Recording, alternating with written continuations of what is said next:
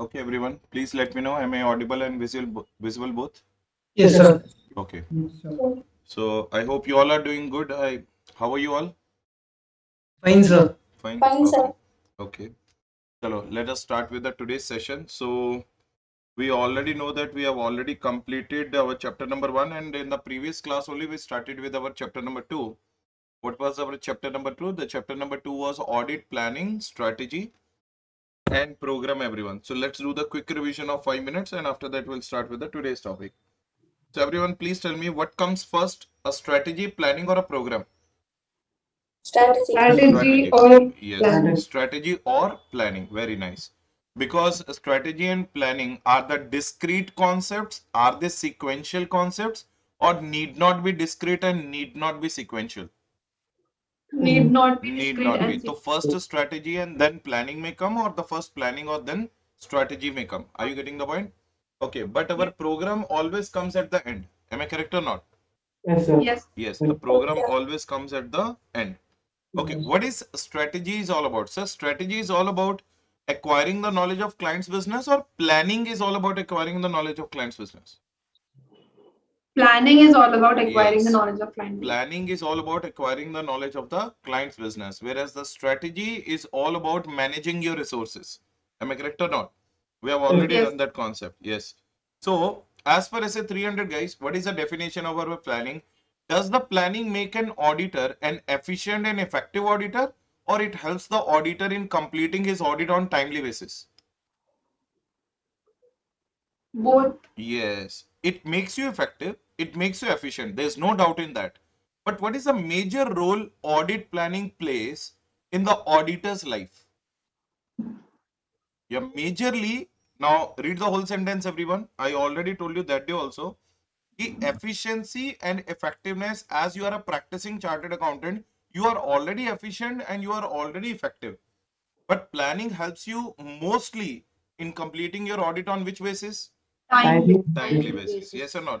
And how you can do the planning, how you can complete your audit on timely basis without acquiring the knowledge of the client's business, or after acquiring the knowledge of client's business?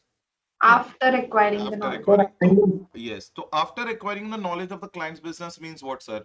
Do we have to first acquire the knowledge of the client's accounting system and internal control system? Yes. On the basis of that, I will decide what kind of trust and how much of the confidence or reliance I can place on their internal control system.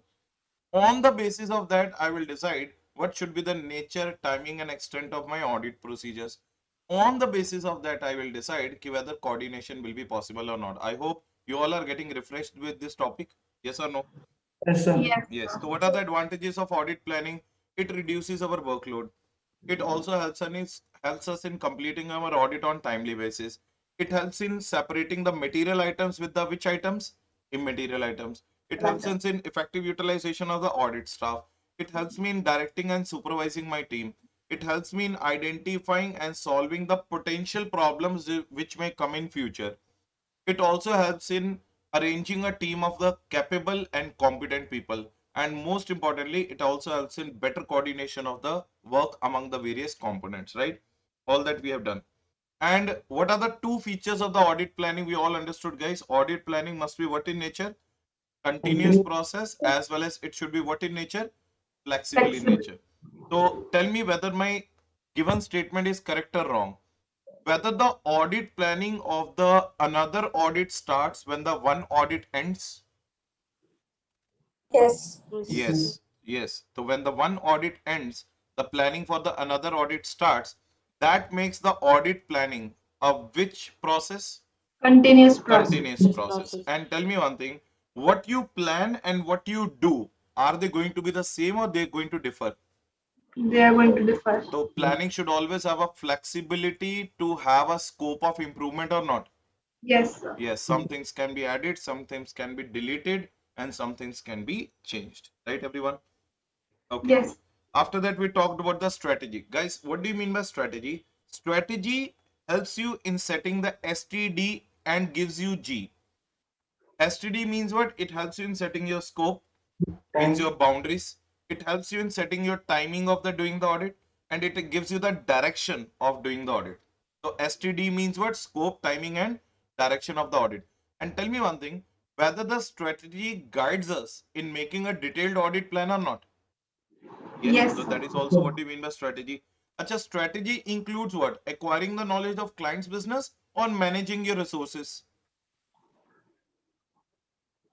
Managing your resources. Managing your resources. So remember one thing, strategy includes 4 steps. First of all, I have to make a good team of experienced professionals and experts. It means I'm going to first pick up my resources. Then step number 2, I'm going to allocate them the work. Which resource is going to do what work and when he's going to do it. Then I'm going to decide the timings of my resources to do the work. Are you going to do the year-end work or you're going to go to the client's place during the year? After that, I will do the debriefing and briefing meetings with my resources so that I will come to know that at which stage we are at right now. Did you all understand the point? So these are the 4 steps. If you remember, we have already done. It helps in establishing an experienced engagement team and experts and decision of the resources. It helps in allocation of resources and timing. It helps in deciding the timings of doing the audit, and it also helps in directing and managing and supervising by doing the briefing and debriefing meetings. But tell me everyone, I will ask you a very simple question. When you make a strategy, do you have to consider the characteristics of your engagement, everyone? Yes. Yes. What is my audit coverage? What is the level of expertise needed? How many number of locations I'm going to do the audit, and how many number of branches my client is having? Whether all these things are required to be kept in your mind or not? Yes, sir. Yes. Whether while doing the audit strategy or while making the audit strategy, your professional judgment helps you or not? Yes. And you Yes. should also know that to whom you are responsible for the reporting. It means you should know your reporting responsibility. So what are the 3 points? Characteristics of engagement you should know, reporting responsibility you should know, professional judgment you should know. And most importantly, if you have a past experience with your client, that automatically helps you in making a good overall audit strategy in this year. Do you all agree with me? Yes, sir. Yes, and most importantly, point number 5 is you should understand your nature, timing, and extent of your resources. Now, after that, we talked about acquiring the knowledge of client's business, everyone. Tell me one thing, guys. Acquiring the knowledge of client's business is only about acquiring the knowledge of internal system of your client or external also. So both. So, Internal also. yes, so we should know both inside and outside of the client. What do you mean by outside of the client? That is called environment. And what do you mean by inside of the client? That is called entity. What do you mean by environment? I should have the knowledge of his competitors. I should have the knowledge of my client's products. I should have the knowledge of the price competition of my client. I should have the knowledge of the regulations of my client. I should have the knowledge of the industry to which my client belongs. I should have the knowledge whether my client is a seasonal player or a non-seasonal player. All these are known as external factors. Then I should go inside my client's place and I should acquire the knowledge of his operations. I should acquire the knowledge of the nature of investments he does. I should acquire the knowledge of his ownership pattern. I should acquire the knowledge of its capital structure, how much equity is there and how much debt is there. I should also acquire the knowledge of my client's objectives. I should also acquire the knowledge of my client's strategies. I should also acquire the knowledge of my client's accounting policies. I hope all of you got refreshed with the previous lecture what we have done. Yes, sir. Yes, everyone. So let us start with the today's topic, everyone. So let's start from the beginning. First, we'll read it from the material and we'll try to copy paste on our study notes, right or not? Now, let us understand the next topic today. So we are on this topic, overall audit strategy and the audit plan. Both are whose responsibility? Auditor's responsibility. So my question is very simple, everyone. Please tell me one thing, whether I should discuss my audit plan and audit strategy with my client. No. Depends on the situation. Yeah, depending upon the situation. Very nice. Remember one thing, you may discuss your audit plan and strategy with your client.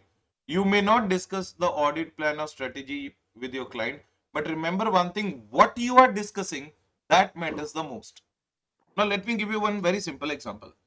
Now, I am planning to do the audit of my client from morning 8 to 12 every day for the next 20 days.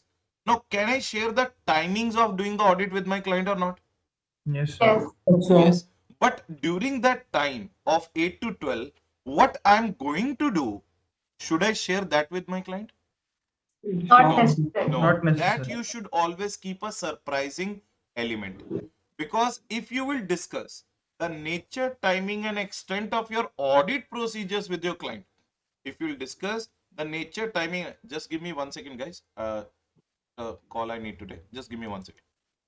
yes, sir. Sir हाँ sir बोलिए बोलिए sir मैं class नहीं sir अभी तक नहीं देखा sir हाँ सर 15 तारीख से 20 तारीख तक 1.5 आवर है हाँ हाँ 9 आवर्स और मेरे ख्याल से 21st से हाँ 22nd से लेके 28th तक 1 डे हॉलीडे है और वो 2 2 आवर्स का है तो अप्रोक्सीमेटली 10 आवर्स हाँ 10 + 9 19 आवर्स जी sir right sir thank you sir thank you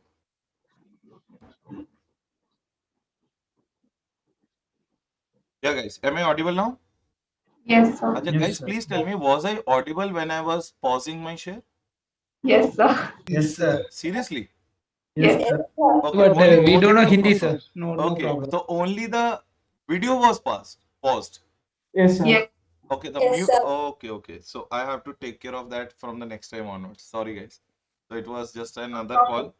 In the other associations, we need to calculate the number of hours accordingly.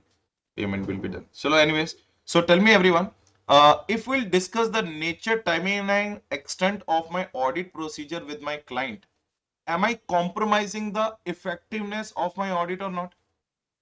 Yes. Yes. My client will become more alert. My client will become more attentive, and he will already come to know that what I'm going to do. So remember one thing, planning and strategy both are your responsibility. But at the same point of time, what to discuss, what not to discuss, you should be very careful while doing that. That is what is written in front of us, everyone. I hope all of you can see the material. Now see, Okay. the auditor may decide to discuss the elements of the plan with the entity's management. Auditor may decide to discuss the elements of the plan with the entity's management to facilitate the conduct and management. Now my question is, can anybody give me one example? Why should I discuss my little bit of audit plan with my client?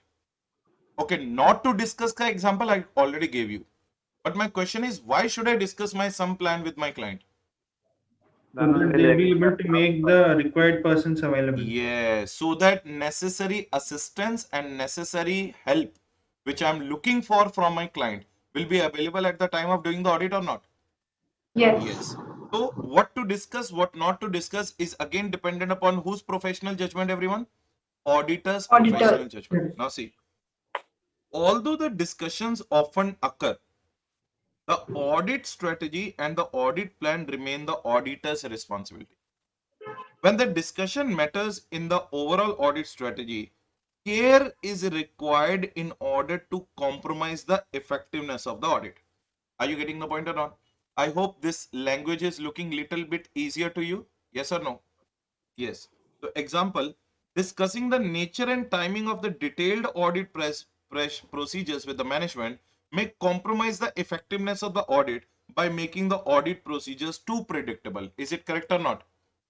Yes. Yes. So if I discuss the nature and timing of my detailed audit procedure with the management, management will automatically come to know that what I'm going to do. So then in that case, there is no point of doing the audit. It's like you are compromising your IOI, integrity, objectivity, and independence. Now, involvement of engagement partner and the other key members of the engagement team in planning the audit draws on their experience and insight, thereby enhancing the effectiveness and efficiency of the planning process. Now, my question is very simple, guys. Just because I'm a chartered accountant, it doesn't mean that I am a god. Am I correct or not?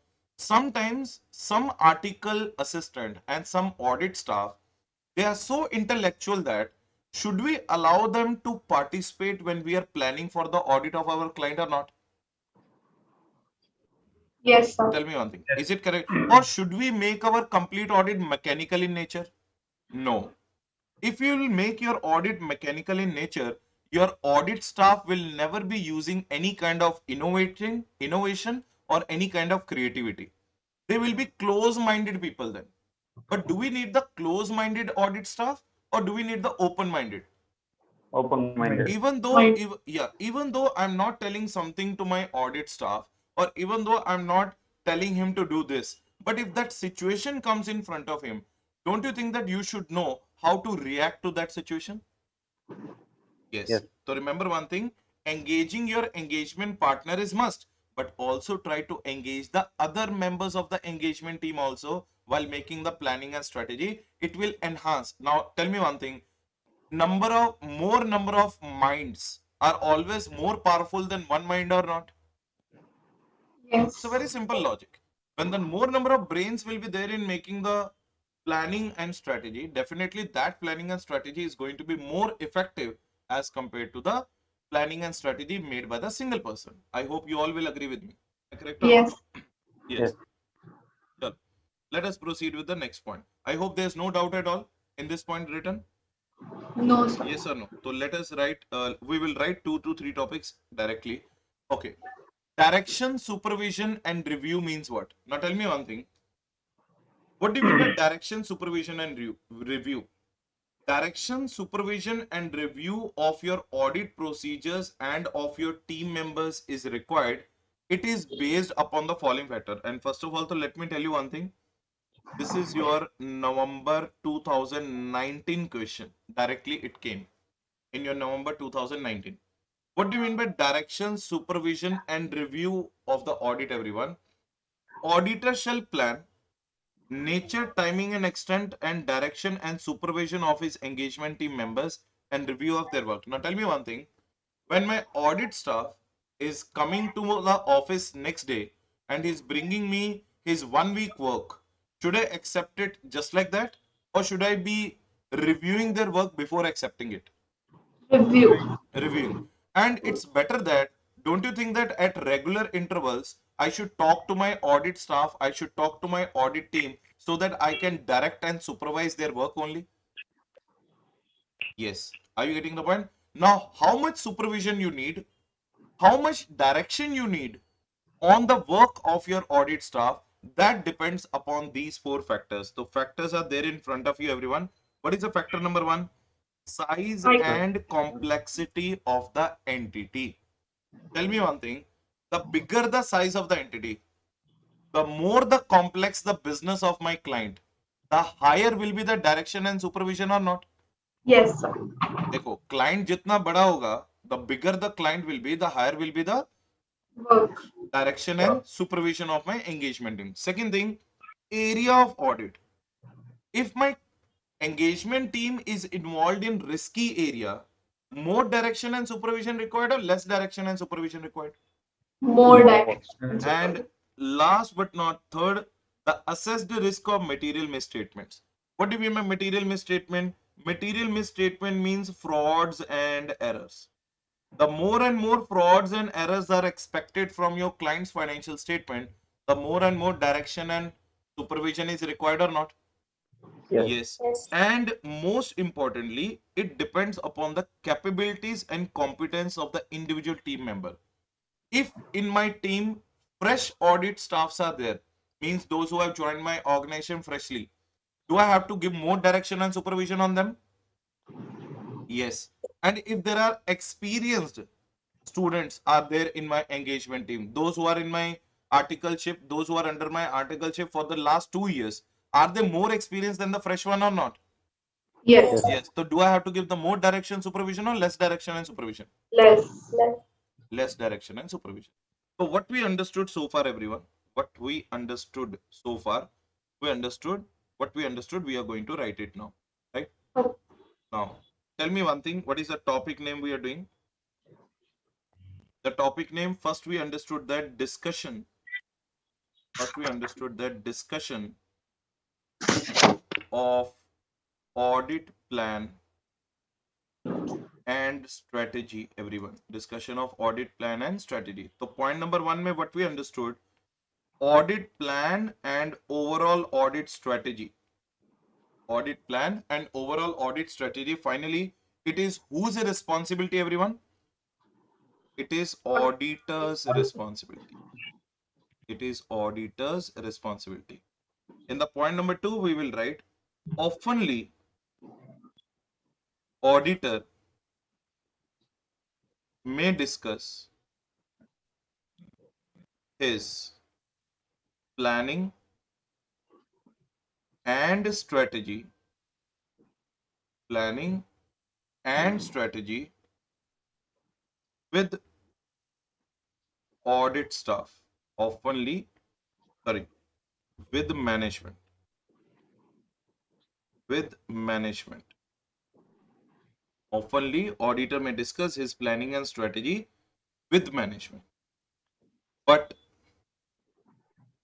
what to discuss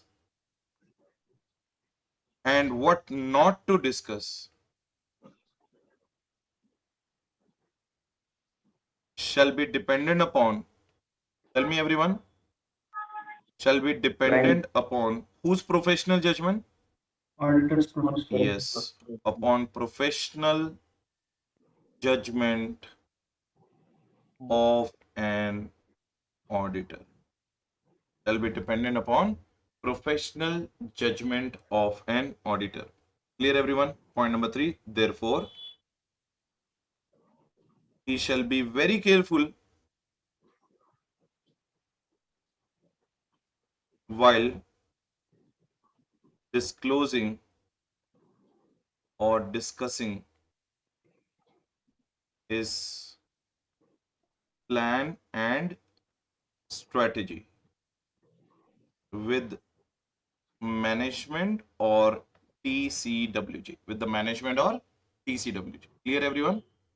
Okay. Now point number 4. Point number 4. Discussing the detailed. Why I'm writing everyone? Just this is just for your purpose, so that you should understand that when the examination mein question will come, this is how you have to deal with the question. You know the concept. I know that every one of you who is listening to me might have understood the concept which I want to tell, but most of you will not be able to write it in the examination. That is where the major lacking thing comes. So presentation is also equally important as understanding. So discussing the detailed nature and timing of audit procedures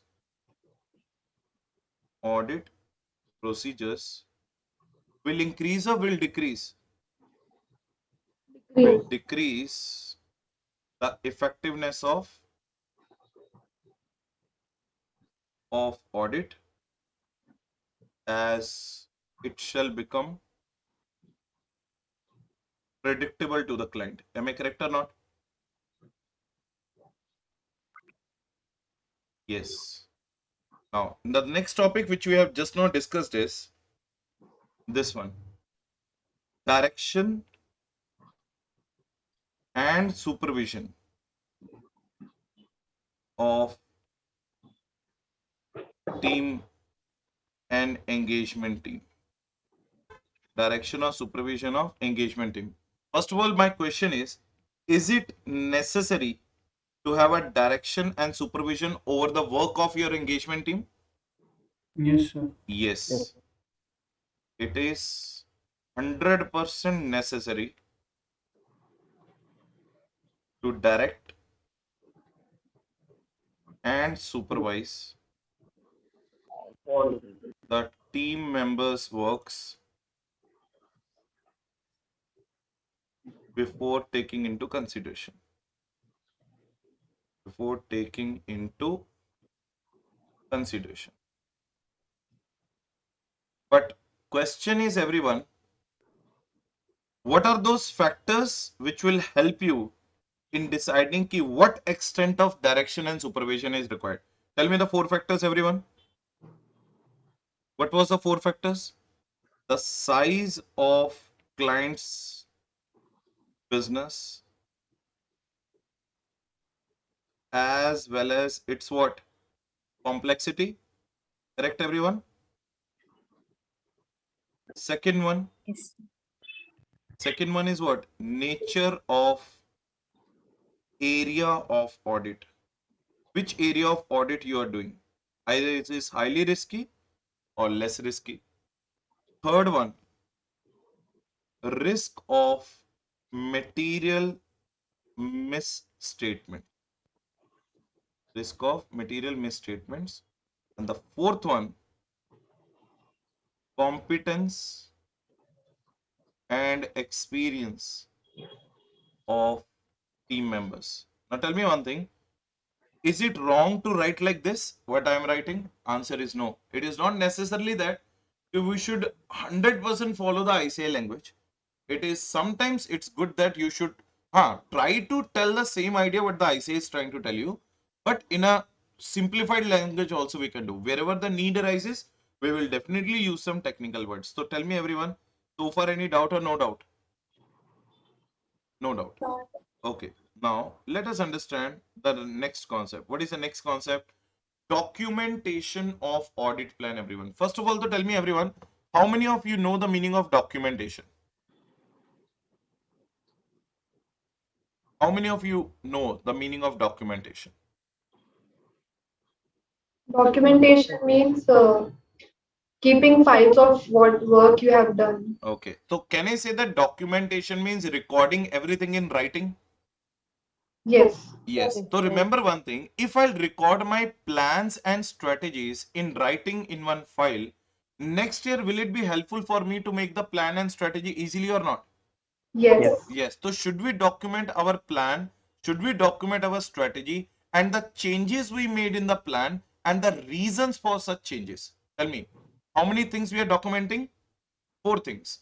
We are documenting our audit plan. We are documenting our audit strategy. We are documenting the changes which we have brought in the audit plan and strategy, and we are also documenting the reasons for such change. Now the next year, when I will do the audit of the same client and when I'll open the last year file, will I be automatically come to know or not? Okay, last year I did this change. Okay, that is the reason of this change. So tell me, will I be getting the direction next year automatically to do the audit smoothly or not? Yes. Yes. So documentation is very important or not important? Very Very- important. Very important. Now, read the point. Auditor shall document what? What the auditor shall document? Auditor shall document the overall audit strategy. He shall document the audit plan. He shall document the significant changes. And he shall also document what, everyone? Reasons for Reasons such for change. such changes. The audit of Yes. the- Now, documentation of overall audit strategy in record is a key decision considered necessarily to properly plan the audit to communicate the significant matters to the engagement team. Now, tell me one thing. Let's say, for example, those who are online just now, 2 to 3 people, just tell me your name, those who are online. Komal. Komal. And another one, So Mano. Arnav. What is your name? Arnav. What you said? So Mano. Manav. Manav. Okay. Yes, sir. Chalo, Manav. Chaliye. Komal and Manav. So Komal and Manav, one very simple question to both of you. Say for example, to the Komal, I told you 10 things orally that you have to do. Go to the client's place and do it. And to the Manav, I told you 20 things orally. You have to go to the client place and do it. Next day when you will come to me, will I be able to make you guys responsible for that? Now, No. did I No, give you sir. the instructions orally or in writing? Oral. Orally. Next day when the Komal came to me, she started fighting with me saying that, sir, no, you did not say the 10 things, you told me only 8 things to do. And the same thing Manav also did, and Manav said that, no, sir, you told me only 15 things to do. Now tell me, can I fix your responsibility in these cases? No. No. But can I fix the responsibility if I could have given you the audit plan and strategy in writing? Yes. Yes. That is the reason documentation is very important. Clear or not? Yes. Yes or no? Yes. So yes. So what is the next advantage of the documentation? Documentation of the audit plan is a record of planned nature, timing, and extent of RAP and FAP at the assertion level in response to the assessed risk. It also serves a record of the proper planning or the audit procedure that can be reviewed and approved prior to their performance. Auditor may use standard audit programs and audit completion checklists tailored as needed to reflect the particular engagement circumstances. I'll tell you the whole idea behind that. Record of significant changes to the overall audit strategy, audit plan, and the resulting changes to the plan nature, time, and extent explains why significant changes were made and the overall strategy and plan finally adopted for the audit. It also reflects the appropriate response to the significant changes occurring during the audit. Following things should form the part of audit documentation. A summary of discussions with the entity's key decision maker. Documentation of audit committee pre-approval of services wherever required. And audit documentation access letters, etc. It's a very simple thing they are saying that when we document the things, the biggest advantage is it serves as a guide for the future audits. That is the biggest advantage. Second biggest advantage is if I'll document my RAP procedures and if I'll document my FAP procedure. Do you remember yesterday I told you RAP and FAP? RAP stands for risk assessment procedures and FAP stands for further audit procedures. If I will document them and the next year when I'll do the audit, I will automatically come to know, okay, last year I did this because this was a problem. Last year I did this FAP because this was the thing. So whether it will help me in smoothing my audit in the next year or not. Yes, advantage number one. Advantage number two, what will be happened is if I'll document the changes which I have made in my strategy and plan, then I will automatically come to know that why those changes were made. Because whatever the changes I'm making in my plan and strategy, am I only recording the changes or recording the reasons for those changes also? Reason for the change. Yes, I'm recording the reasons for those changes also. So that automatically helps me in evaluating am I doing my audit properly or not, or am I responding to these areas properly or not.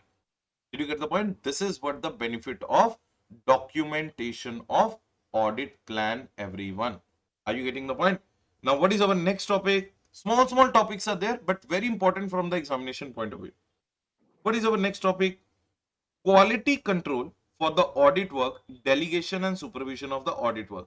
Everyone, please tell me, do we expect the quality control in the policies and procedures of every auditing firm or not? Yes or no? Yes. Yes. Do we expect that or not? Okay. Now my question is it necessary that every chartered accountant is expert in every field, or you might No. be expert in some fields? But in some fields. Yes. So say for example, one assignment came to me where I am not able to do that assignment. Can I delegate that work to the chartered accountant who is very much good in that particular assignment or not? Yes. Yes. Can I take the expert's help in that case or not? Yes. Yes. But let me tell you one thing. Even though I'm taking someone's work or even though I'm taking someone's help, whether they will be responsible for expressing an opinion or I will be Yes. still responsible for expressing an opinion. They You won't will be still- Yes, I will be still responsible for expressing an opinion because who chose them to delegate the work? I chose them to delegate the work. Are you getting the point or not? So just Yes. because you are delegating the work to someone doesn't mean that quality control of your own firm will be less or quality control you can compromise. No. Delegating the work is also a part of what? Quality control. To whom you are delegating, why you are delegating, is that person efficient or not? Will you be doing the careful study of that person before giving him some work or not? Yes, because at the end of the day, are you going to sign the audit report or that delegatee is going to sign the audit report? We are going to sign the audit report. So can I escape from my responsibility saying that, no, why are you blaming me? I to gave the work to that person. Please ensure that that person should be punished, not me. Can I say like this? No. No. So No. SA 220 also says that while doing the quality control of the audit of financial statement, please make the proper delegation of the work. And after delegating the work, don't be under the impression that let him do the work and let him do 100%. No, supervise his work also. Is he doing that work properly or not? So my question is very simple. I'm an auditor of a pharmaceutical company, but I was verifying the manufacturing process of the medicines. Now tell me, am I a chemical engineer or am I a chartered accountant? Art account. Chartered accountant. So do I know that which chemical mixes with what and this medicine is made? No. No. So I hired the services of a pharmacist. Now when the pharmacist came, he started doing his work. But should I allow him to do the work 100% on the basis of his point of view? Answer is no. Little bit supervision you have to do. Do you as a auditor have a right to question the way of the work the expert is doing? Yes. Yes. Do you have a right to question his assumptions? Yes. Yes. Do you have a right to question the reasonability of his work? Yes. Because Yes. he is not the one who is going to be responsible. Auditor will be the one who is going to be responsible. That is what is written in this paragraph in front of you, everyone. I hope all of you who are listening to me understood what I'm trying to tell in the last paragraph. Yes. Yes or no? So what is the last paragraph name, everyone? Quality control for audit work, delegation and supervision of what? Audit work. Are you getting the point? Next sir. point. The objective of the auditor is to implement the quality control procedure at the engagement level that provides auditor with the reasonable assurance that the audit complies with the professional standards, regulatory and legal requirements, and auditor report issue is appropriate in this circumstance, right? So with that, we can say that our audit planning and audit strategy, two topics are over. Now the next topic which we are going to start with is known as what? Audit Audit program. program. Audit program. Yes, but before that, let us write what we have done. Let us write it first. And what are the things we are going to write? We are going to write this part. What is the part we have done? Point number one, first we have done is documentation. Documentation of audit plan and strategy. So I'm going to ask you a few questions to everyone. Please try to give me the answer. Is it necessary? Yes. Yes or no? Should we do the documentation? Yes or no? Yes. Yes. Answer is yes. What to be documented, everyone? क्या document करना चाहिए हम लोगों को? Audit plan. We should document audit plan. Strategy. Yes, audit strategy. We should Uh, document the changes. changes and we Reason should for document the the reasons of those changes. Are you getting the point or not? Yes. So why we should document? So is it necessary? We got the answer. What to be documented? That answer we got. Why to be documented? Are there any benefits of documentation? Yes. It guides it guides for future audit. Is it correct or not? Yes. It guides for your future audit. Remember one thing, conceptual clarity is very much required.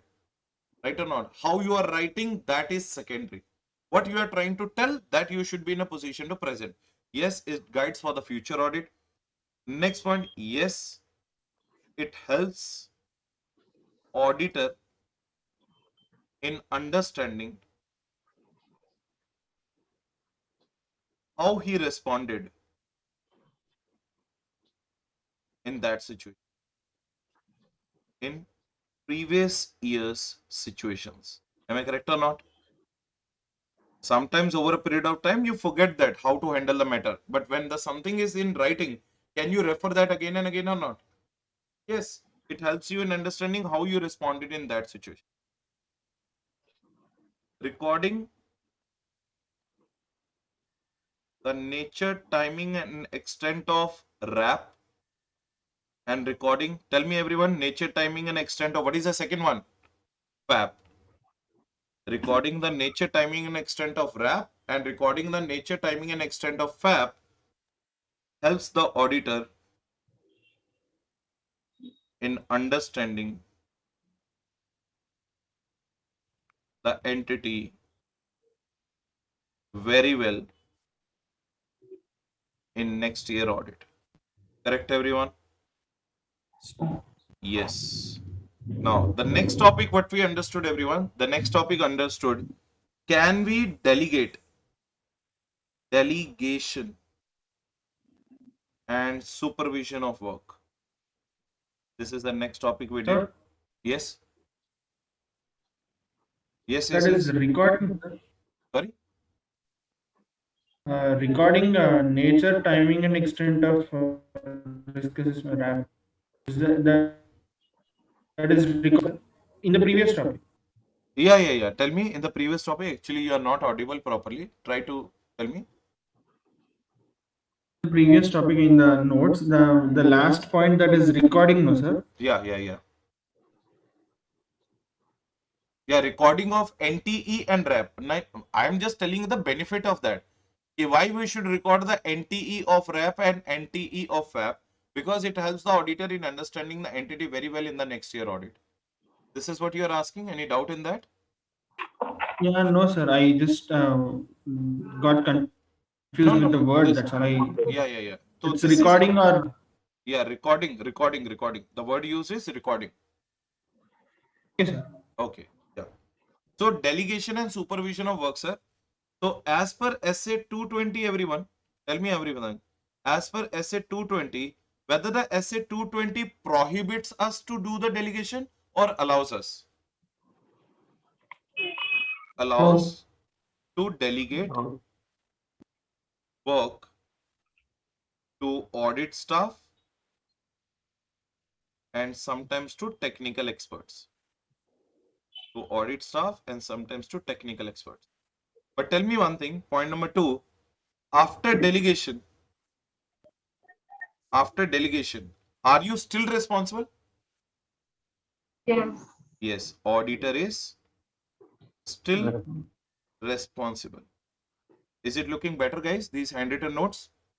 Yes, sir. Yes, after delegation, auditor is still responsible because delegation does not allow auditor to escape two things: his responsibility of expression of opinion, and second one is quality control system. Am I correct or not? So when you are delegating also, are you going to hire the worst expert or the best expert of the industry? Best. Mistakes. Yes, best expert of the industry. So you cannot escape from your responsibility and you cannot escape from your quality. Plus, auditor must supervise their work to check reliability and reasonability. To check these two words. Always remember, some technicality also we have to use. Auditor must supervise their work to check what? To check reliability and reasonability of their assumptions, work, and sources of information. As simple as that. I hope I'm making myself very clear to all of you. I hope you all are justified with the explanations. Yes? Yes, sir. Yes. So let us proceed with the third topic of our SA 300, everyone. What is the third topic of our SA 300? We are going to talk about what? Audit program now. Now my question is very simple, guys. Strategy we understood in an explained manner. The planning we understood in an explained manner. What is the meaning of audit program? It is nothing but, you can say that audit program is an extension of audit planning. Audit program is an extension of what? Audit planning. What we are planning it here, when we put our nature, timing, and extent of audit procedures, which I planned here on a piece of paper, my planning turns into what? Program. As simple as that. Are you getting the point or not? Then in that case, my planning turns into a program. So what is the biggest benefit of the program is that it is in documenting nature. It is in writing nature. Can I refer it again and again or not? Yes. Yes. Is it beneficial for the smaller entities or larger entities? Large. Larger entities. When the Larger. bulk and variety of transactions are there, bulk and variety of procedures you have to follow, so many techniques you have to follow, so many evidences you have to collect. So better है कि make one. So okay, let me give you a very simple thing. Audit program को simplified way में how we are going to understand. Now suppose your mother and father are going to any supermarket to buy the items. Now at the home, when they discuss what groceries are required to be taken, what not to be taken, do they make a list or not? Yes. Yes. So can I say that they made a checklist of all those things? Yes. Yes. So these are the items they will write here. And this list they will fold and keep it in their pocket. When they'll go to the supermarket, what you will do? Your father or mother will take out that list. And as and when they are seeing the things on the counter, they will start putting what? Tick mark. Okay, this one is over, this one is over, this one is over. Same concept is known as audit program, my friend. Audit program is also like this only. Audit program means checklist of what?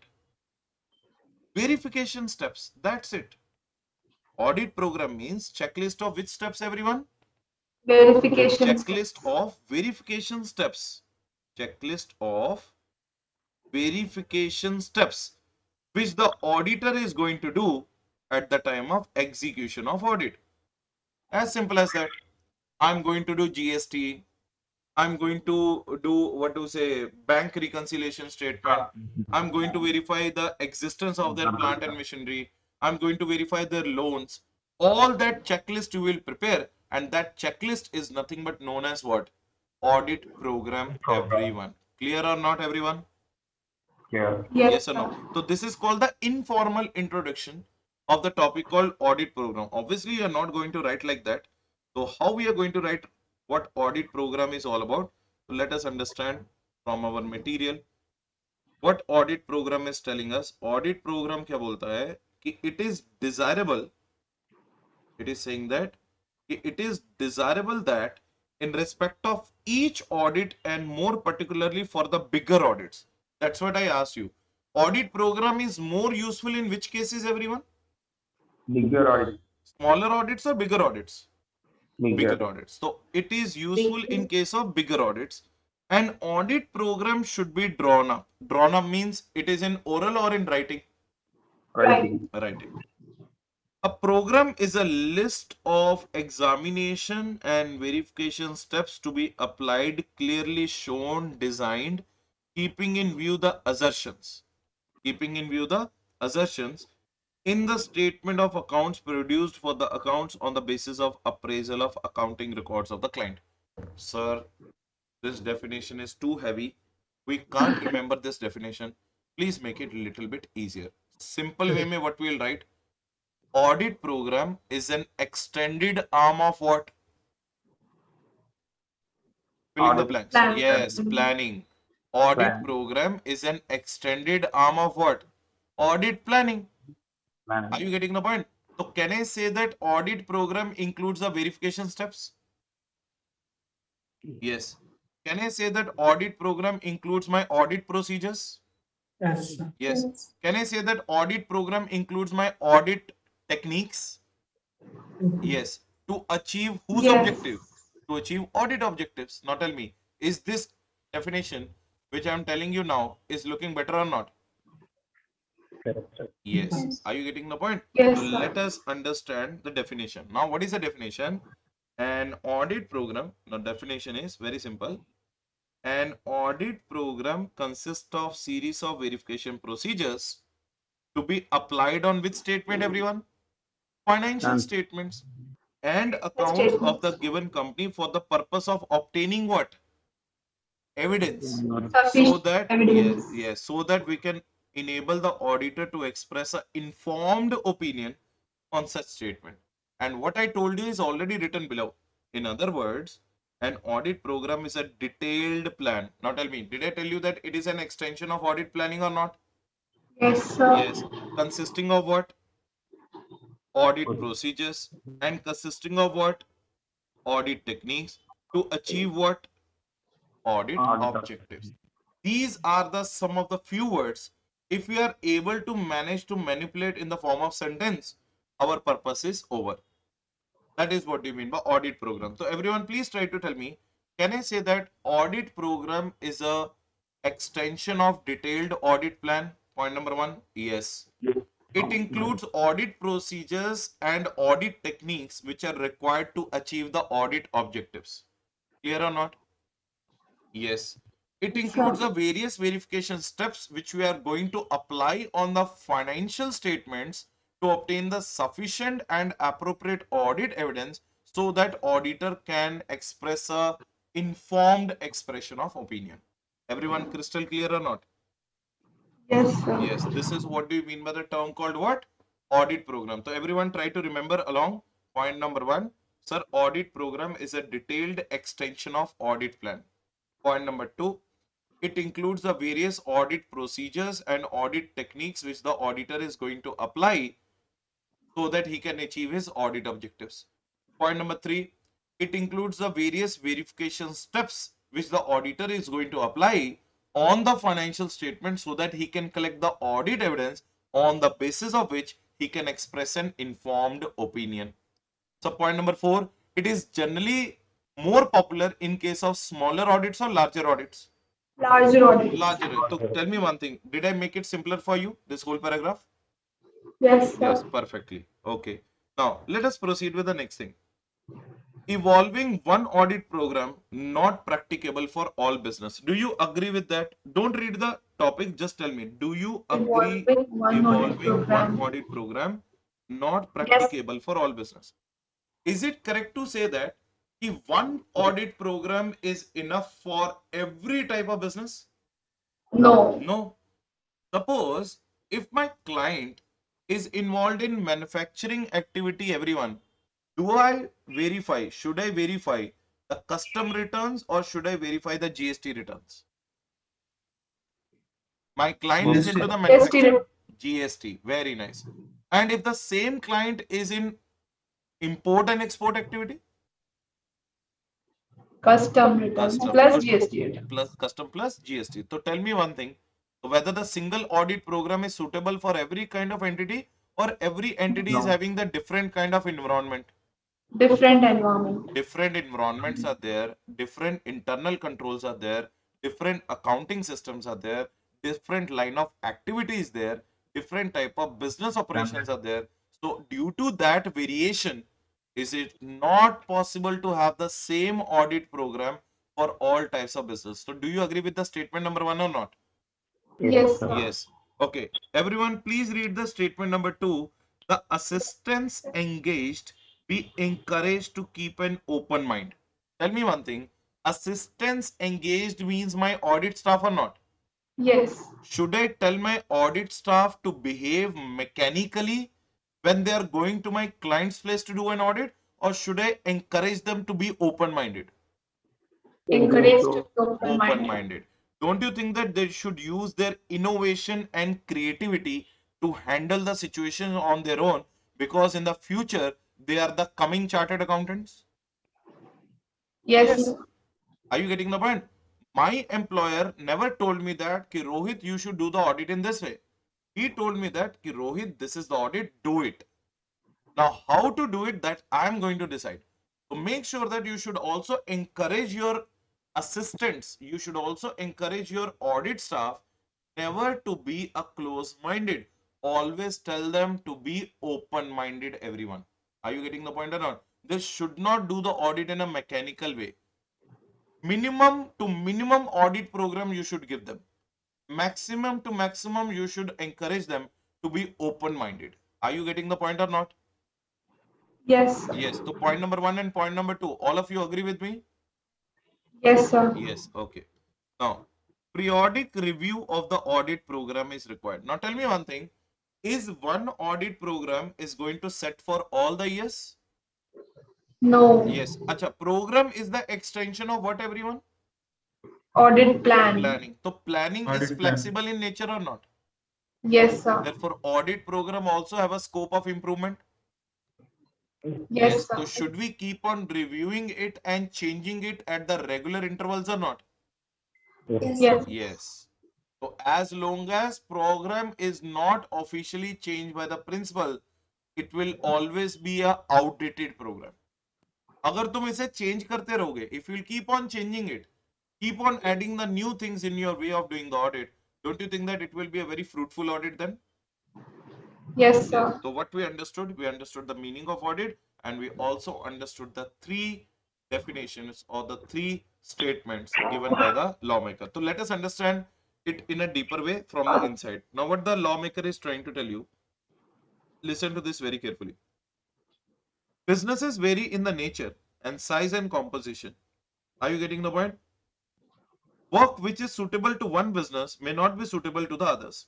Efficiencies and operations of the internal controls and the exact nature of services to be rendered by the auditor are other factors that vary from assignment to assignment. Do you agree with this statement that the auditor can never be having the same professional judgment in every business?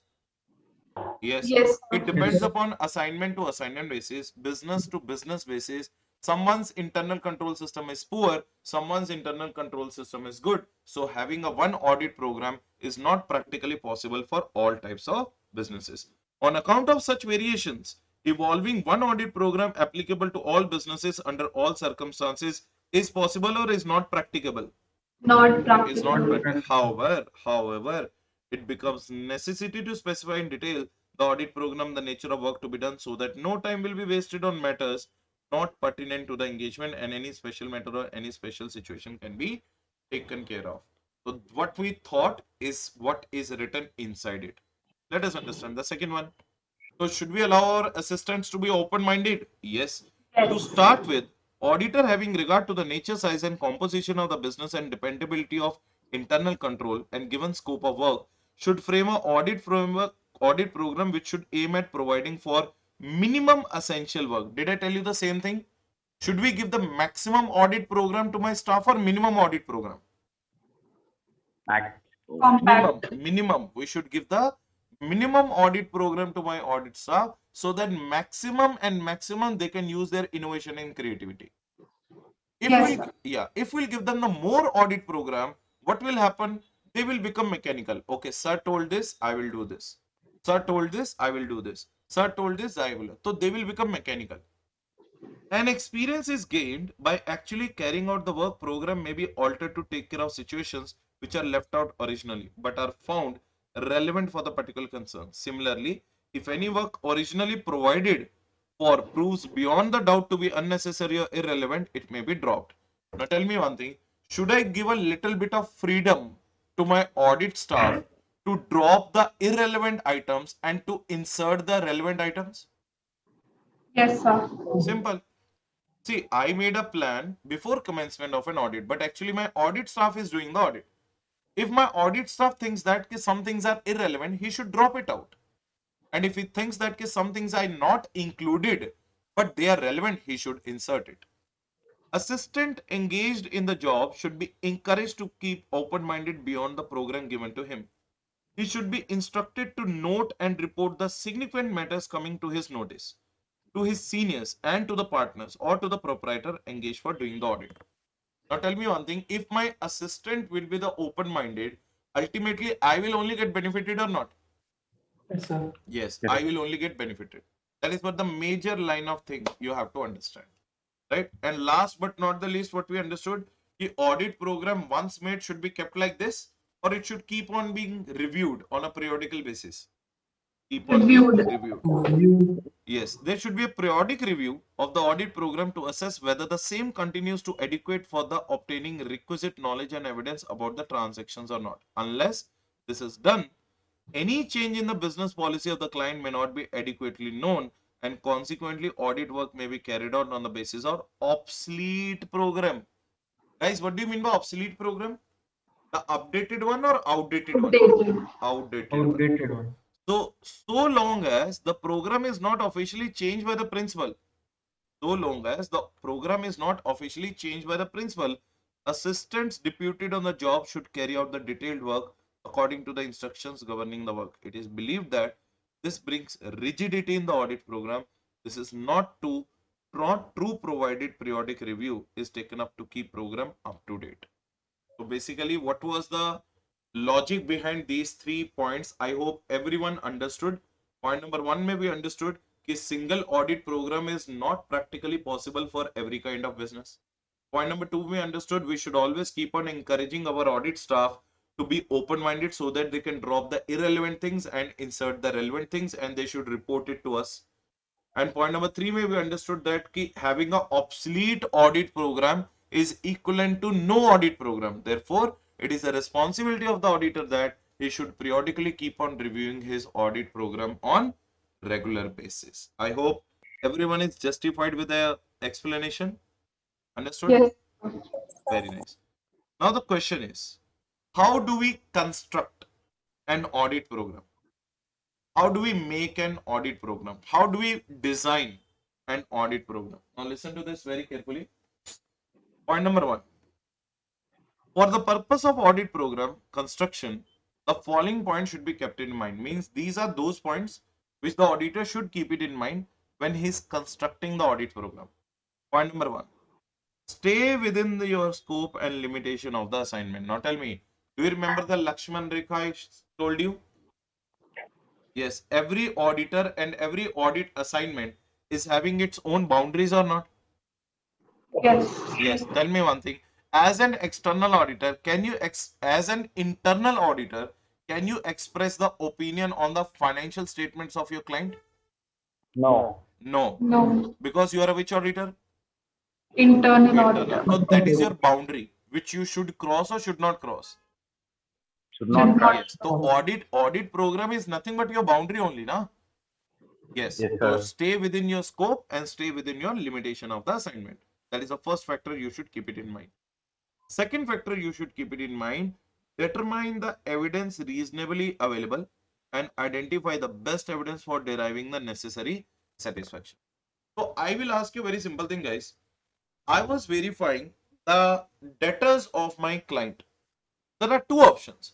Client is ready to give me the debtors ledgers, and client is also ready to allow me to send the direct confirmation to the debtors parties. Which one is a better evidence? Without confirmation. Yeah, Confirmation. confirmation letter. Are you getting the point? Now read the point number two. Determine the evidence reasonably available. Whatever the available options with me, I will determine them. But always identify the best evidence for deriving the necessary satisfaction. So where I'll be more satisfied, everyone? By verifying the ledgers or by verifying the external confirmation letters? External confirmation. Yes, very nice. Point number three. Apply only those steps and procedures which are useful in accomplishing the verification purpose in the specific situation. Tell me one thing. They are telling you in the point number three, ki be smart, don't waste your time. Apply only those procedures and steps which you think that are useful in accomplishing the verification purpose. If you think that something is useless, you should apply it or should not apply it? Should not apply. Should not apply it. So don't waste your time. Invest your time. So tell me one thing. If there are lakhs and lakhs of sales and purchase invoices, should I verify each and everything or I can do the test checking? Yes. Test checking. To save your time now. But in case of GST returns, how many GST returns do we file in a year? 12 monthly, 4 quarterly and 1 annually. So total 17 returns are there which you are going to verify. Are they uncountable or countable? Countable. So are you going to do test checking in case of GST returns? No, full checking. So what the lawmaker is trying to tell that they apply the steps and procedures only in those situations where it is necessary. Don't unnecessarily waste your time. GST is a statutory item. Therefore, I should do the verification of each and every GST return. But sales and purchases are lakhs in number. Therefore, I can only check some sales and purchases. Consider all possibilities of errors. Sir, what do you mean by all possibilities of errors? Make sure that you should not always be optimistic. You should be a little bit pessimistic also. Means what?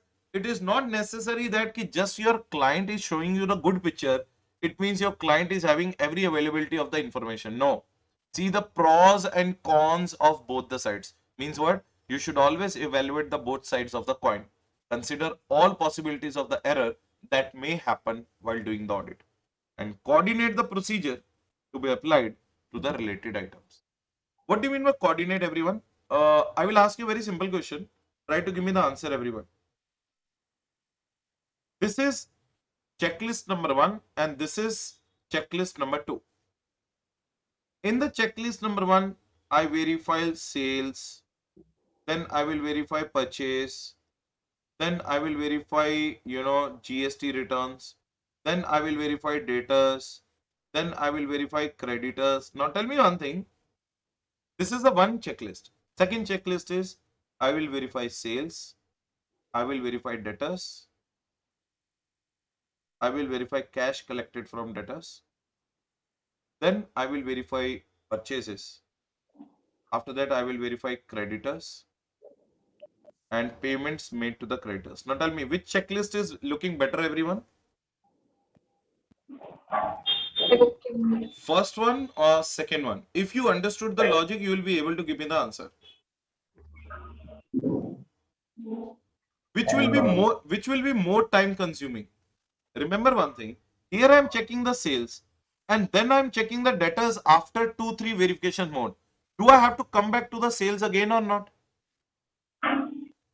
Yes, sir. When I'm verifying the debtors, do I have to come back again towards the sales or not to verify the debtors?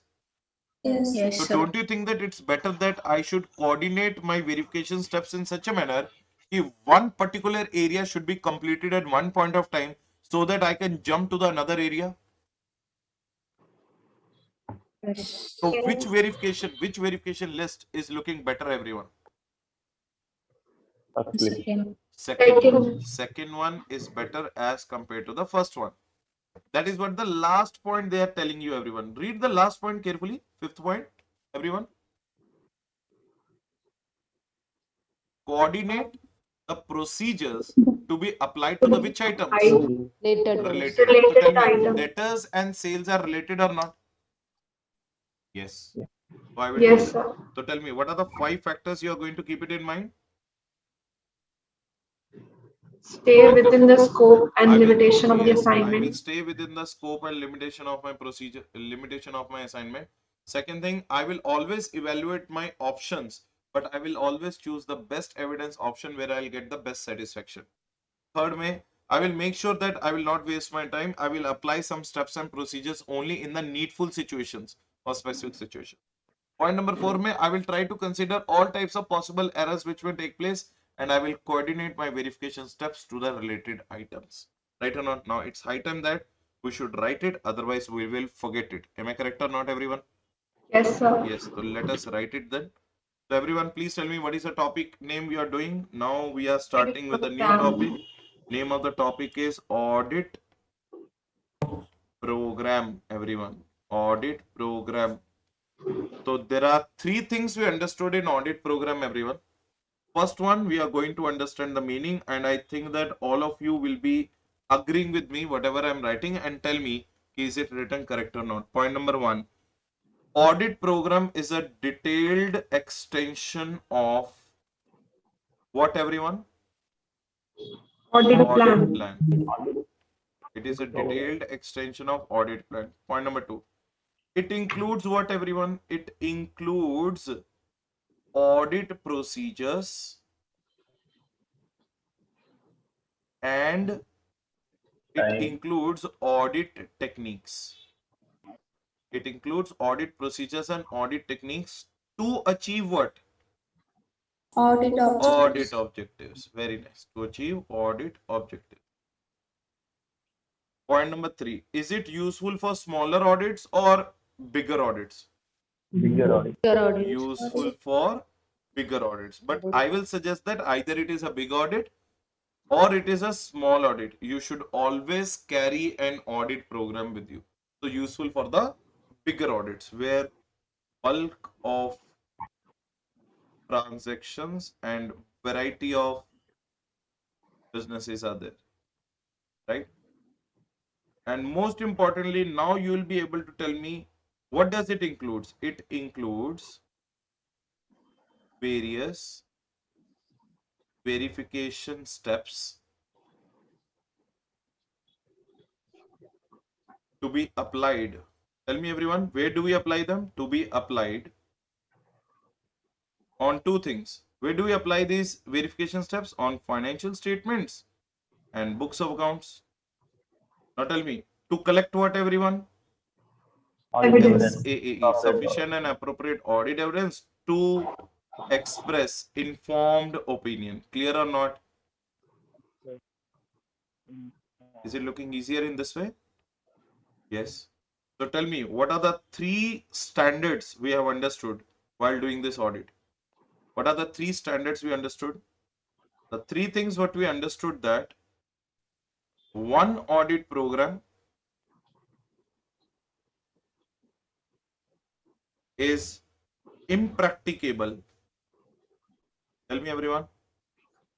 For all types of business, for all businesses. Yes or no? And second one, your assistance shall always be what? Open mind. Open-minded. Very nice. And most importantly, third one, everyone. Changes should be Yes, considered. review periodically an audit program. Review periodically an audit program. So tell me, let us write something in between them so that we can retain it for longer period of time. Next, what is the next one? As businesses have different internal control systems, accounting systems, bookkeeping systems, different operations, different accounting policies. Therefore, it is not possible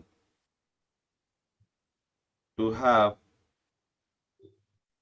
same audit program everywhere.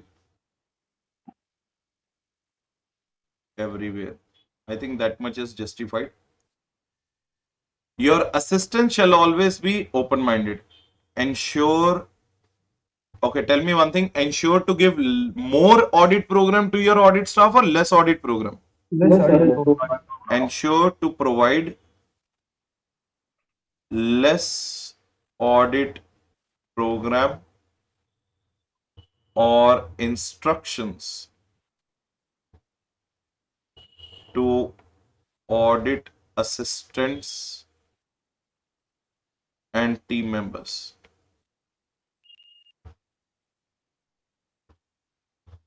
Shall be encouraged. Shall be encouraged Yes, sir. to have open mind, innovation, and creativity. Am I correct? Yes. Yes.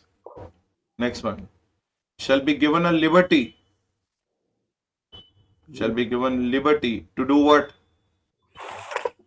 To drop irrelevant things and to insert relevant things. Yes.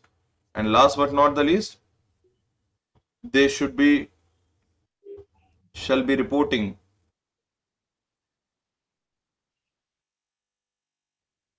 useful, suspicious transactions or events with seniors. Am I correct? Yes. And last, what was that? Review and audit program periodically, because we can write it in our own way. So no need to worry, sir. We have to manage the same wording only, because an outdated audit program equals to what, everyone? No audit program. Even if you have an outdated audit program, it is equivalent to no audit program. Necessary changes must be brought periodically on time to date basis. Correct, everyone? So I hope you all are able to read everything which I am writing, right? Okay, next point. What are the factors to be considered, guys, while making the audit program? Factors to be considered while making audit program? For audit program, there are 5 factors which we have just now done. After that, we'll proceed to our next topic. Please tell me what are the 5 factors, everyone? Stay within your scope and limitations.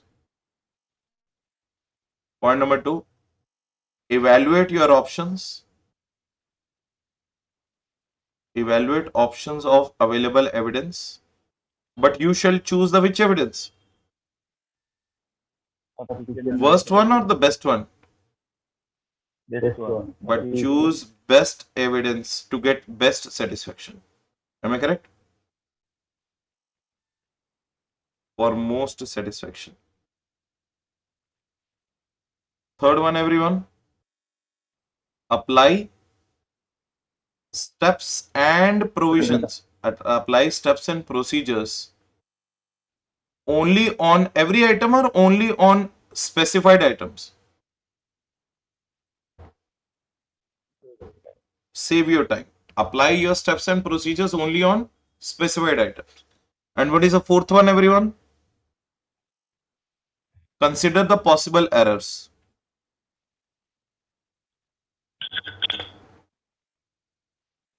Consider the possible errors. And last but not the least, Coordination. yes, coordinate verification steps to the which items? Related items. Everyone right? Tell me CC. Crystal clear, everyone? Any doubt so far in the today's discussion what we had so far? No, sir. No. Okay. So can we proceed to the next topic? Yes, sir. We can proceed. So let us see what is our next topic. So far what we have done is also noted on the notes. So within one day, this note is going to be ready by tomorrow afternoon. By tomorrow evening, either you will get the PDF file or maybe they will give you the printout. That will be depending upon the management decision. But tomorrow afternoon, I will be forwarding this file of notes to you so that you can also have the printed notes. MCQs I will give you little bit late because MCQs are getting developed and I'm trying to incorporate the ICA MCQs also with that. So MCQs ka material I'll give you later on. Okay. Now, audit program designed to provide the audit evidence. What do you mean by that? Tell me, everyone, what do you understand by evidence first of all? Tell me, everyone, what do you understand by the term called evidence? Okay, somebody has. Document. Yes. What do you mean by evidence? Evidence means a proof which helps the auditor in reaching the conclusion. Am I correct or not? Yes. Yes, It is a sir. proof which helps the auditor in reaching the conclusion. It is that information, that proof which the auditor should collect so that he can reach to the conclusion. तो audit program design to provide audit evidence means what? तो हम लोग audit evidence क्यों बनाते हैं? Just to collect the sufficient and appropriate audit evidence. Just now we have done one of the meaning of audit evidence audit program also. Did I write that audit evidence is nothing but including the various verification steps which we apply on which statement? Financial statement to collect the sufficient and appropriate audit evidence to have an informed expression of opinion. The definition of audit evidence has been given everyone in front of you. Same definition we are going to do when we will do SA 500 also. But let us do the definition here and I will break this definition into different parts so that you can understand it. Audit evidence may be defined as the information used by the auditor in arriving at a conclusion on which the auditor's opinion is based. Audit evidence includes both information contained in the accounting records underlying the financial statement and other information. Now, what they are saying that audit evidence means that information which is used by the auditor in arriving his conclusions while expressing an opinion. Everyone, please tell me what are the 4 types of opinion you can express? Mod, 4 types of opinion. I'm not asking to opinion. clean opinion, qualified opinion, adverse opinion, and what? Disclaimer opinion. Yes. So everyone, please tell me what do you mean by adverse opinion? Is it a positive opinion or negative opinion? Negative. Negative opinion. So tell me one thing. When you are expressing a negative opinion, are you directly go to the client's place and say him that your company is bad, your company's goodwill is bad, your company's reputation is very poor, your employees are very dirty, they are not efficient, they are unqualified, without proof or with proofs? With proof. With proofs. So remember one thing, audit evidence is the backbone of our auditing profession. And remember one thing, audit evidence is not always the financial information you get. Sometimes the non-financial information also helps you in getting the audit evidence in the best manner. Did you get the point or not? So that is what the last line, second line, please read everyone.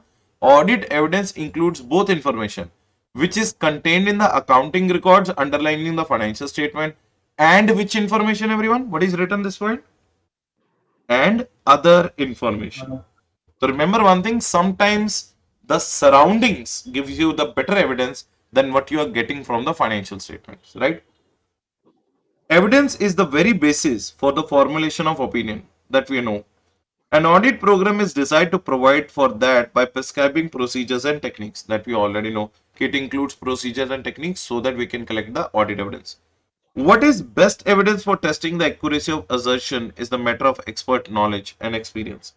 Transactions are varied in the nature, impact, procedures to be prescribed depend upon the prior knowledge of what evidence is reasonable in respect of each transaction. So I'm going to ask you a very simple question, guys. Give me the answer for these two situations so that I can understand whether you are listening to me properly or not. Question number 1. I'm going to my client's place and my client go down. In my client's go down, there are 6,000 bags of rice of 1000 kg each. Can you tell me what is the total stock of my client? 60 lakhs. 60 lakhs of what? 60 lakhs kgs of rice. Are you getting the point or not? Now, there are only 6,000 bags. Is it still countable or not? Is it a one-day process or not? Yes. You can go to that godown and you can do the physical inspection of this. Tell me everyone, is it possible to do physical inspection? Yes. Yes, it is possible. Now, situation number 2. My another client having another godown, he is into steel business and iron business. He is having 80,000 metric tons of steel. Now tell me, can you wait? No. Now tell me, in this case, physical inspection is possible or observation is the best technique? Observation is the best technique. What do you mean by observation? You will go to their godown and you will watch them doing the physical counting of their steel and iron. You are not doing the physical counting because it is not possible for you. Do you have the big cranes with you? No, you can't do it. Do they have the cranes to do the weight of the iron and steel? Yes, it is 80,000 metric ton or not? Yes. So you will observe their method of internal control system, that is called observation technique. So tell me one thing, guys. What made you do this physical inspection here? What made you do the observation here is your professional judgment. Tell me one thing. Can you apply the physical inspection in both the areas? No. No. No. In one area, physical inspection is possible. In another area, observation is possible. So which evidence to be collected at which point of time is a matter of your which judgment, everyone? Professional. Professional judgment. Everyone understood the point or not? Yes, Yes, that is what is written in this paragraph, my friend. Clear, everyone? Now, what is the next point written? Auditor picks up the evidence from the variety of the fields. It is generally of the following broad types. What type of audit evidences we generally collect?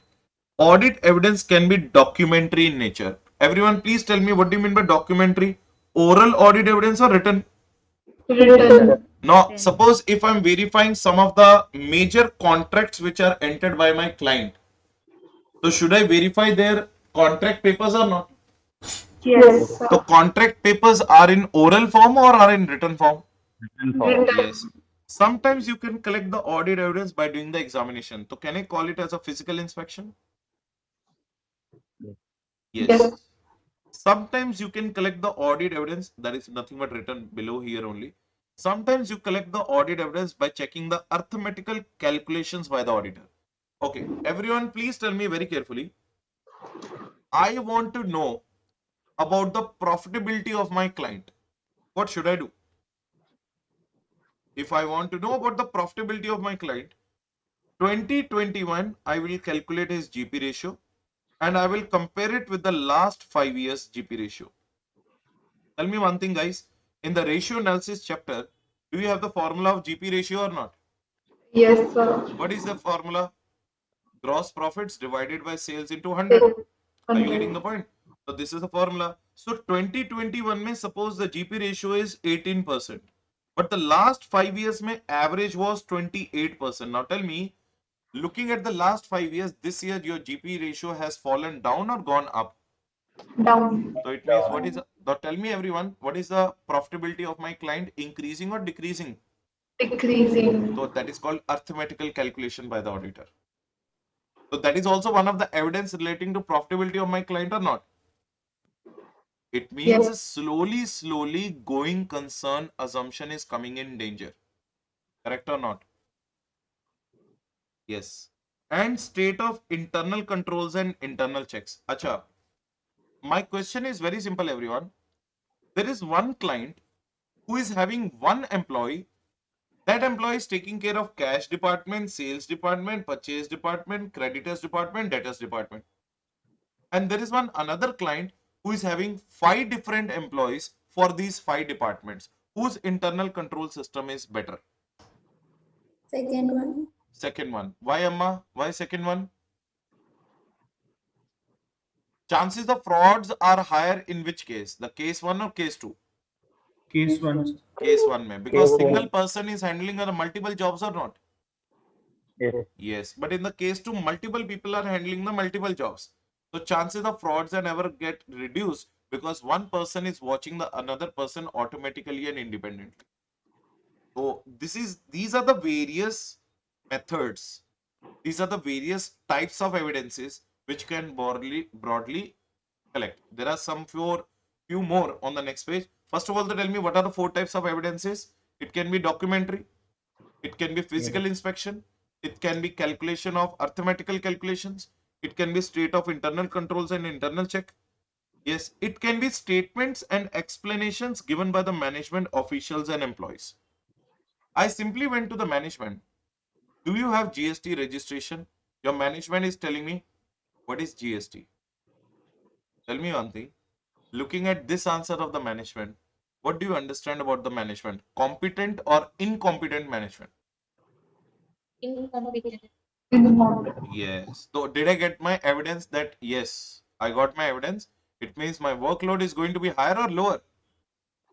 Lower. Right? Higher. Yes, because management is incompetent, so obviously it means my workload is going to be higher. I can't trust this incompetent management. Yes. Statement and explanations of the third party. Acha, say for example, everyone, do you believe that sometimes it may happen that your client's stock or inventory is lying in the third party godown? Yes. Yes, which he has taken on rent and which is not accessible to you. In such case, what you will do, which is the best evidence? The information given by your client that this much of stock is there in the third party godown, or directly you can take the third party confirmation letter. Direct confirmation. So that is known as evidence number D in front of you, everyone. Clear? What is E evidence? Subsequent action by the client and by the others. Subsequent action by the client and by the others. Tell me, everyone, what do you mean by subsequent events? I hope you all know AS4. Yes, What sir. is AS4? Events occurring after which date? After the balance sheet date, Balance sheet but date. Now before. tell me, some are adjusting and some are non-adjusting. Yes, sir. Now, they take place before the balance sheet or after the balance sheet? After the balance sheet. But if they are adjusting in nature, do we have to adjust them in the financial statements immediately or not? Yes, sir. Yes, so those are also one of the types of audit evidence. Interrelationship of various accounting data. Now tell me one thing, is GST connected with the sales as well as the debtors as well as the purchases as well as the creditors or not? Yes, sir. Yes, can we get all this information from the one document called GST? Yes. Yes. Next, summary and subsidiary and memorandum records. Sir, what do you mean by subsidiary and memorandum records? Sales register, purchase register, cash register. Now tell me one thing. Can I come to know about the cash payments for more than 10,000 rupees from their cash register or not? And No. how many of you know the PGBP chapter of taxation where the section number 40 subsection A subclause 2 says that any cash payment made more than 20,000 is 10,000 is allowed or disallowed? Disallowed. Disallowed. So I can come to know from those kind of evidences from the subsidiaries and memorandum records. And very important evidence is called minutes. Can anybody tell me what do you mean by minutes? Minutes of the meeting is a summary of meeting that Very is nice, that very has nice. taken So place. if I want to know that what has happened in that meeting, should I verify the minutes to understand what has happened or not? Yes, sir. Yes. Yes. So everyone, please tell me what are the types of evidences we have understood here. Try to give me the list. I'm not expecting everything. Just try to give me 5 to 6. Content. Whether evidence can be documentary, Physical. it can be minutes, it Physical. can be physical inspection. Yes. Next one, everyone. Frequent It can be, action. Subsequent actions. yes, it can be subsequent actions. It can be explanation by the management. It can be third party confirmation letter. It can be subsidiary and memorandum records. Yes or no? Yes. So it can be what? It can be arithmetical calculations. So evidence may come in any shape and in any form. What matters the most? That is relevant for expression of opinion or not. Whether it will work as a proof to me or not, that is relevant. Clear, everyone? So I hope there is no doubt in understanding this topic also. Constructing an audit program, so we already did. And audit program designed to provide evidence, that also we already did. Now, next thing. For cash in hand, the best evidence is count. Acha, these are some of the examples they are telling you. If you want to verify the cash in hand, so what you will do? Would you like to observe or you would like to count it? Count it. So Count it. if you want to verify the cash in hand, better that you will count it. Okay, investment pledged with the bank. Suppose there are some securities you are given to the bank. Tell me one thing, which is the better evidence? Management is telling you that these many securities we are given to bank, or it's better to take that directly one certificate from the bank, how many securities are pledged with them? Certificate. Because if the management is telling me, that is internal evidence or external evidence, everyone? Internal. But if the banker certificate is coming external, so it means there is a less possibility that this evidence can be manipulated. Do you all agree? Yes, sir. Yes. For verifying the assertions, don't be under the impression that what is assertion. Don't worry. In the chapter number 3, sooner or later we are going to learn it very quickly. So I'm leaving this word assertion wala point. because we are going to have anyway a big discussion on the word called assertion. What is this paragraph is saying? Auditor, however, has to place appropriate weight on each piece of evidence accordingly, should prescribe the priority verification. It is true that in all the cases, one procedure may not bring the highest satisfaction.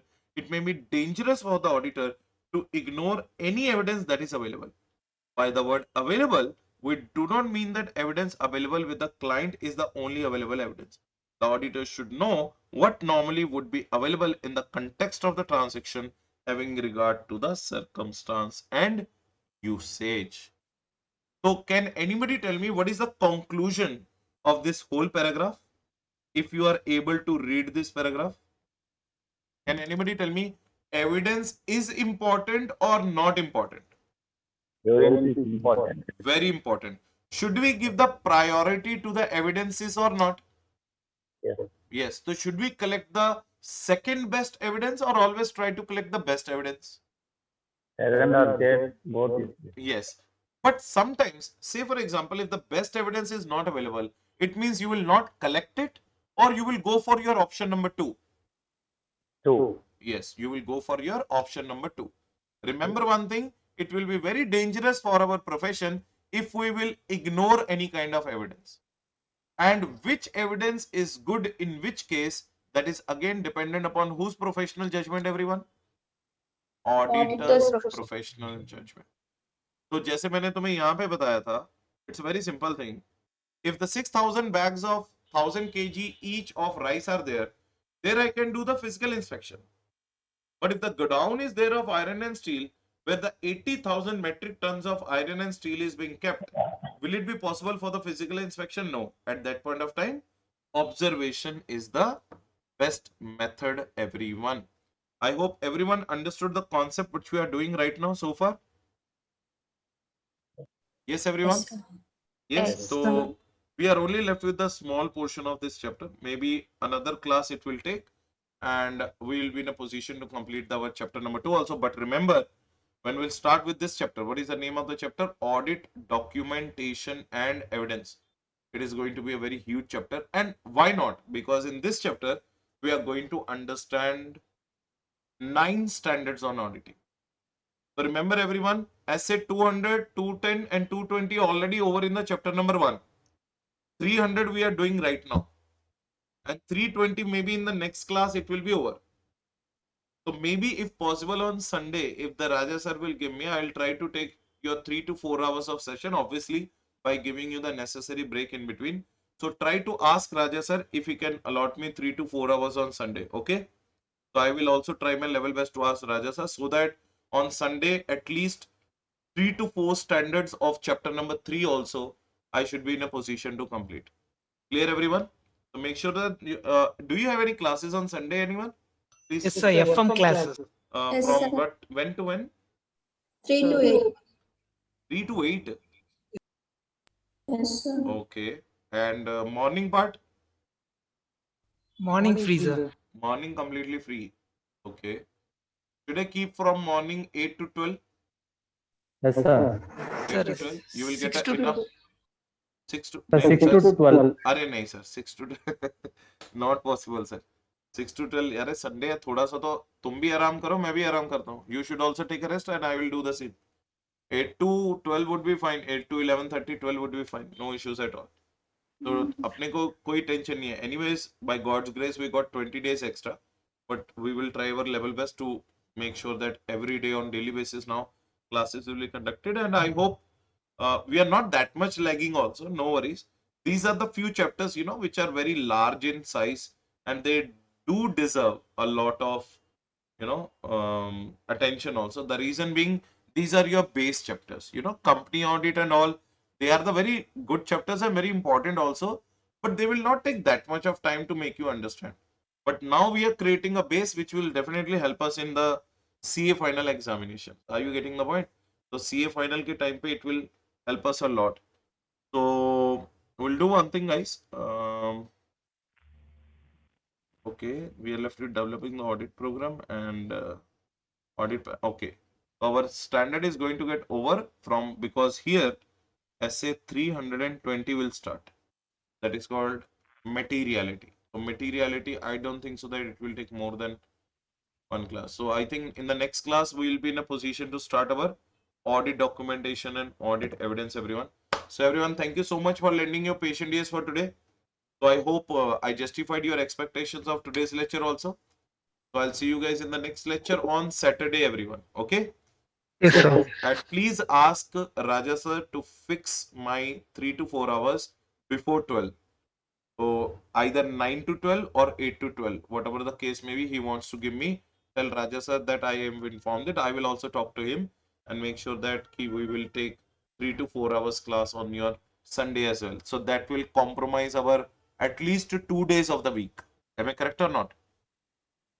It will Sir. take 4-hour session. It will compromise our 2 classes of the week. So please convey my like issue to Raja sir also, and I will also talk to him from my side. So thank you so much, everyone. I hope you are liking the lecture, and thank you so much for supporting my. I think some of you have already subscribed my channel on that day, right? So thank you so much. Yes. Do subscribe my YouTube channel if you Yes, do sir. anything. Yes. So during the examination, actually, I come up with the 1-day marathons. During your examination also, I'll be there with you, because I'm going to be with you the moment you will come from the advanced accounts paper. That night also I'll be there with you till 3-4 hours. Next day, your auditing preparation day also I'll be along with you, and on your day of examination of auditing also I'll be there with you. So I conduct these free sessions on my YouTube channel, and I also keep on updating the students for the amendments and things which are being running from the ICA point of view. So make sure that you are subscribing that channel to get the latest updates. So thank you so much, everyone. See you guys on Saturday in our next class with a new topic. Bye bye, everyone. Take care. Good night to all of you. Bye. Thank Bye. you. Thank you Thank so you. much. Thank you so much. sir. Thank you so much. Thank you so Thank much. you. Bye. Thank you. Bye. Thank Thank you. you. Thank you. Thank you so much.